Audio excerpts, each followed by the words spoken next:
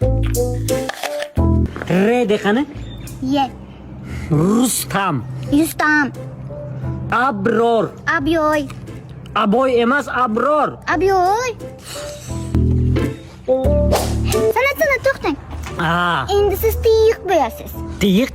Nima u tiyiq? Bobojon aytdilar davchan ustidan suvisa tiyiq bo'ladi deb. Balki tirriqdir. Tiyiq. Nayvonni obeng. Nayvon? Ha?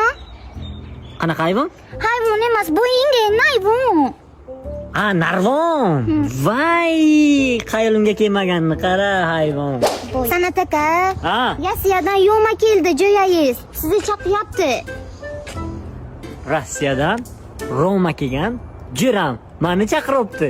Uya, bilmaytaga tushundingiz. Endi Yibaykaga ketasizlar. Yibaykaga? Yibayka. Ribalka.